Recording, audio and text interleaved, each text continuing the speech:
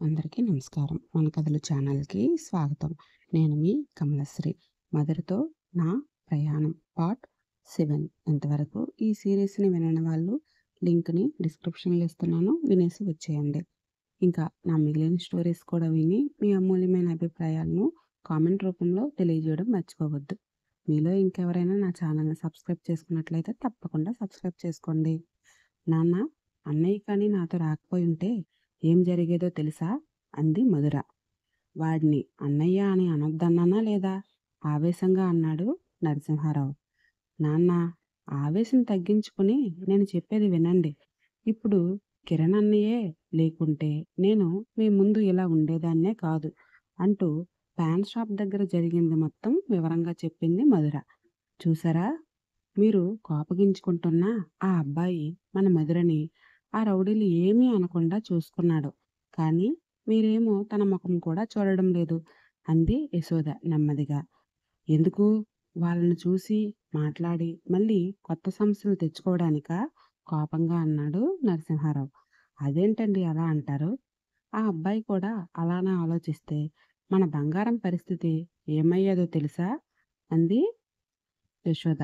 ఏమీ కాదు, నేను ఉన్నాను. దినేష్ ఉన్నాడు, చూసుకుంటాం. ఇంక వాళ్ళని పొగిడే పని ఆపండి, పదండి అంటూ ఇంకోవైపు వెళ్ళబోయారు నరసింహారావు గారు.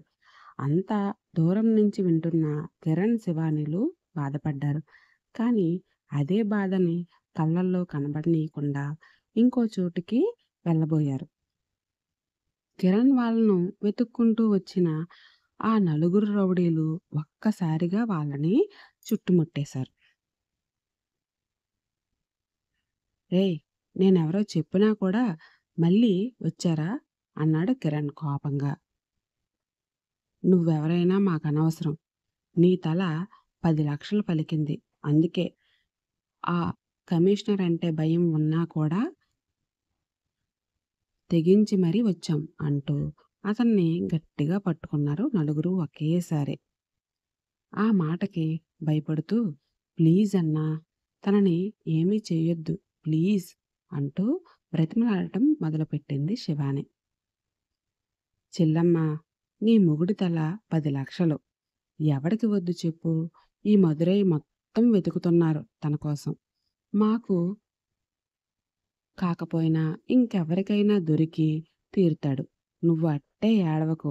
ఏడిస్తే కరిగేటోళ్ళం కాదు మేము. చాలా మొండిగటాళ్ళం అంటూ అతన్ని లాక్కుంటూ తీసుకెళ్లడం మొదలుపెట్టారు ఆ నలుగురు. లీవ్ మీ, లీవ్ మీ అంటూ కిరణ్ పెనుగులాడుతున్నా లాక్కుంటూ వెళ్తున్నారు వాళ్ళు. వాళ్ళ వెనకే ఏడుస్తూ వెళ్తుంది శివాని. అదంతా దూరం నుంచి చూస్తున్న మధుర కంగారుగా, నాన్నా, అన్నయ్యని ఎవరో లాక్కుంటూ వెళ్తున్నారు అంది భయంగా. అయితే ఏం చేయమంటావు? ఆవేశంగా అన్నారు నరసింహారావు గారు. వస్తున్న కోపాన్ని ఎంత దిగమింగుకున్నా బయటికి కనబడింది. అన్నయ్యని కాపాడండి. మీరు చిన్నన్నయ్య వెళ్ళి కాపాడండి ప్లీజ్ అంది మధుర. బంగారం, మనకెందుకమ్మా లేనిపోని గొడవలు అన్నారు వస్తున్న కోపాన్ని ఆపుకుంటూ. అలా అన్నయ్య అనుకుంటే నా పరిస్థితి ఏమయ్యేదో. రే అన్నయ్య, వెళ్ళరా ప్లీజ్ అంటూ దినేష్ని చూస్తూ బ్రతిమలాడింది మధుర. నాన్న వద్దంటున్నారుగా బంగారం, మనకెందుకు చెప్పు అన్నాడు దినేష్. ఎక్కడ వెళ్తే తండ్రి ఏమంటాడో అనే భయంతో. ఛ, మీరు మారరు అంటూ పరుగున వాళ్ళ వైపు వెళ్ళి, హేయ్, మర్యాదగా మా అన్నయ్యని వదులుతారా లేదా? లేదంటే ఇప్పుడే ఎస్పీ గారికి ఫోన్ చేస్తాను అంది కోపంగా. రేయ్, పిల్ల ఉండలేకపోతుందిరా, వాడితో పాటు దీన్ని లాక్కురండ్రా అన్నాడు ఒకడు. దాంతో వాళ్ళల్లో ఒకడు మధుర జుట్టు పట్టుకునేందుకు ప్రయత్నిస్తుండగా ఎవరో అతన్ని నడుంపై తన్నారు. దాంతో వాడు అమ్మా అంటూ అరుస్తూ కింద పడ్డాడు. అందరూ ఒక్కసారిగా వెనుతిరిగి చూశారు. ఆ అరుపు విని ఎవరు కుట్టారా అని అనుకుంటూ. ఆనంద్ విహారీ అంది మధుర ఆశ్చర్యంగా. ఆ ముగ్గురు మాత్రం కిరణ్‌ని పట్టుకున్న వాళ్ళు కొయ్యబారిపోయి నిలబడిపోయారు. వాళ్ళలా ఎందుకు నిలబడ్డారో అర్థం కాలేదు మధుర వాళ్ళకి. తనని వదలగానే ఏడుస్తున్న శివాని దగ్గరికి వెళ్ళి ఆమెని హత్తుకుని, "ఏం కాలేదురా! కామ్ డౌన్, కామ్ డౌన్" అంటూ ఆమె వెన్ను నిమిరాడు కిరణ్.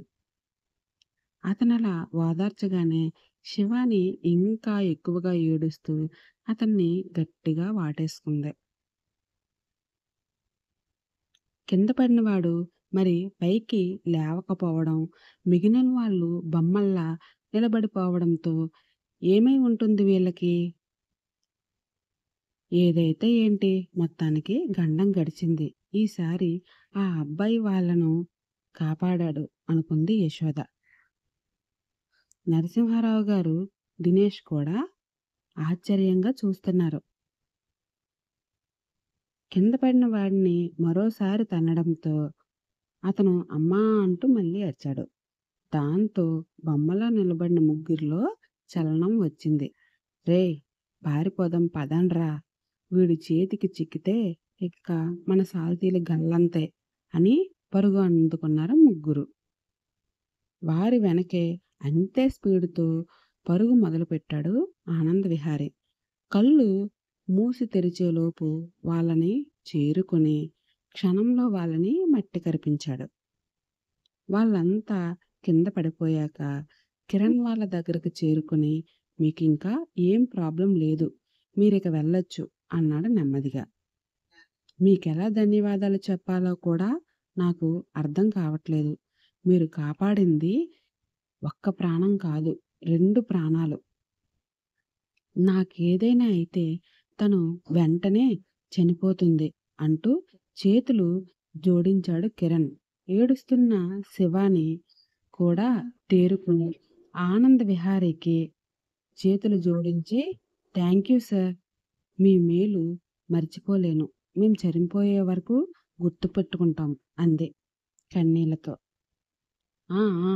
పొరపాటున కూడా మీ నోటి నుంచి చావు అన్న వార్త రానీయకండి. ఓ సాటి పౌరుడిగా నా కళ్ళ ముందు జరిగే అన్యాయాన్ని ఆపేందుకు నా వంతు ప్రయత్నం చేశాను నేను" అన్నాడు ఆనంద్ విహారీ నవ్వుతూ. "కానీ ఇక్కడున్న వాళ్ళెవ్వరూ చేయని సాహసాన్నే చేశారు మీరు. వాళ్ళిద్దరినీ కాపాడారు. మీరు చాలా గ్రేట్ సార్" అంది మధుర మెచ్చుకోలుగా. "మీరు కూడా గ్రేట్‌నే. అందరిలా ఏం పట్టనట్టు నిల్చోకుండా వాళ్ళని కాపాడేందుకు మీ ప్రయత్నం మీరు చేశారు కదా" అన్నాడు ఆనంద్ విహారీ. "తను నా అన్న. ఆమె నా వదిన. నా ముందే వాళ్ళకి కీడు జరుగుతుంటే చూస్తూ ఎలా ఉండిపోతాను చెప్పండి" అంది మధుర. ఆ మాటకి ఆనందంగా ఆమెనే చూస్తూ, "నీలాంటి చెల్లెలు నాకుంటే ఎంత బాగున్నో మధు" అన్నాడు కిరణ్ బాధగా. "ఏమన్నయ్యా, నేను పరాయిదాన్ని చేస్తున్నావా? తోడబుట్టుకుపోయినా నేను నీకు చెల్లెల్నే. నువ్వు నా అన్నవే. ఇది ఇంక ఫిక్స్" అంది మధుర చిన్నగా నవ్వుతూ. దానికి కిరణ్, శివానీలు కూడా నవ్వేశారు. "ఓకే. మీరింక ఇక్కడ ఉండడం అంత సేఫ్ కాదు. వీలైనంత త్వరగా మదురై నుంచి వెళ్ళిపోండి. వాళ్ళ మాటల్ని బట్టి మీకోసం ఈ మదురై మొత్తం మనుషులు వెతుకుతున్నారని అర్థమవుతుంది. సో, మీరెంత తొందరగా ఈ సిటీ దాటి సేఫ్ ప్లేస్‌కి రీచ్ అవుతారో అంత సేఫ్ మీ ఇద్దరికీ" అన్నాడు ఆనంద్ విహారీ వాళ్ళిద్దరికీ సలహా ఇస్తూ. "Okay sir. మేము ఇప్పుడే రూమ్ వెకేట్ చేసి వెళ్ళిపోతాం. కానీ అంతవరకు" అంటూ అన్నాడు కిరణ్. అతని సంశయం అర్థమై, "నో ప్రాబ్లమ్ కిరణ్. నేను మీరు ట్రైన్ ఎక్కే వరకు కూడా మీతోనే ఉంటాను" అన్నాడు అభయం ఇస్తూ. "థాంక్యూ సార్" అంది శివాని. "సారీ ఏంటమ్మా, ముచ్చటగా అన్నయ్య అని పిలువు. వినసొంపుగా ఉంటుంది" అన్నాడు ఆనంద్ విహారీ నవ్వుతూ. సరే అన్నయ్య అంది శివాని కూడా నవ్వుతూనే. అందరూ అక్కడి నుంచి కదిలారు.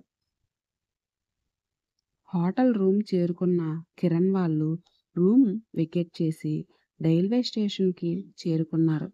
నరసింహారావు కుటుంబం కూడా తమ రిజర్వేషన్ ఆ రాత్రికే ఉండడంతో వాళ్ళు బయలుదేరి రూమ్ వెకేట్ చేసి స్టేషన్కి చేరుకున్నారు.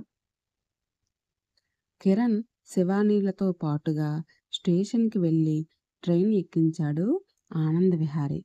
వాళ్ళు ఎక్కాక వారికి తెలియకుండా వేరే కంపార్ట్మెంట్లో తను ఎక్కాడు. అదే ట్రైన్లో నరసింహారావు కుటుంబం కూడా ప్రయాణం చేస్తుంది. వీళ్ళందరికీ తెలియని విషయం ఏంటంటే స్టేషన్కి వెళ్ళిన వాళ్ళపై అటాక్ చేయడానికి వచ్చిన రౌడీలను ఆనంద్ విహారీ మట్టి కరిపించాడని. మరి ఇంకా ఏం జరుగుతుందో ఏంటో తెలుసుకోవాలంటే తప్పకుండా మధురతో నా ప్రయాణం సిరీస్ని ఫాలో అయిపోండి. నచ్చితే లైక్ చేసి కామెంట్ చేసి షేర్ చేయండి. Thank you for watching. నేను మీ కమలశ్రీ.